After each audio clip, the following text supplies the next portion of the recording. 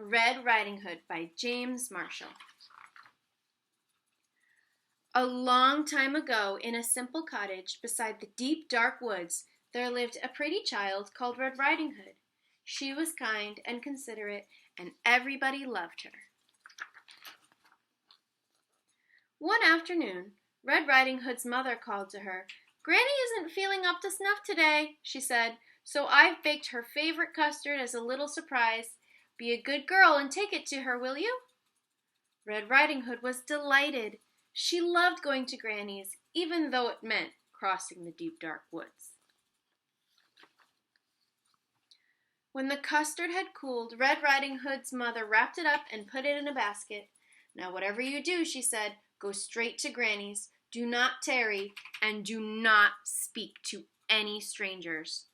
"Yes, Mama," said Red Riding Hood. Before long, she was in the deepest part of the woods. "Ooh," she said, "this is scary." Suddenly, a large wolf appeared. "Good afternoon, my dear," he said. "Care to stop for a little chat?" "Oh, gracious me," said Red Riding Hood. "Mama said not to speak to any strangers." But the wolf had such charming manners. "And where are you going, sweet thing?" he said. "I'm on my way to visit Granny, who lives in the pretty yellow house on the other side of the woods," said Red Riding Hood. "She's feeling poorly, and I'm taking her a surprise." "You don't say," said the wolf. Just then, he had a delightful idea. "No reason why I can't eat them both," he thought. "Allow me to escort you," he said. "You never know what might be lurking about." "You're too kind," said Red Riding Hood. That tricky wolf. Beyond the forest, they came to a patch of sunflowers. "Why not pick a few?" suggested the wolf. "Grannies love flowers, you know." But while Red Riding Hood was picking a pretty bouquet, the clever wolf hurried on ahead to Granny's house. Uh-oh. "Who is it?" called out Granny. "It is I, your delicious, darling granddaughter," said the wolf in a high voice. "The door is unlocked," said Granny.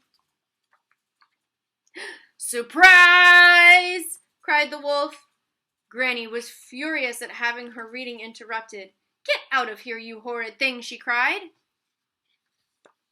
But the wolf gobbled her right up. He didn't even bother to chew. "Tasty," he said, patting his belly. "So tasty." Just then he heard footsteps on the garden path. "Here comes dessert."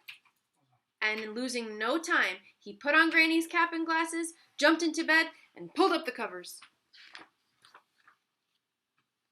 "Who is it?" he called out in his sweetest Granny voice. "It is I, your little granddaughter," said Red Riding Hood. "The door is unlocked," said the wolf. Red Riding Hood was distressed at seeing her grandmother so changed. "Why, Granny," she said, "what big eyes you have." "The better to see you, my dear," said the wolf. And Granny, what long arms you have." "The better to hug you with, my dear," said the wolf.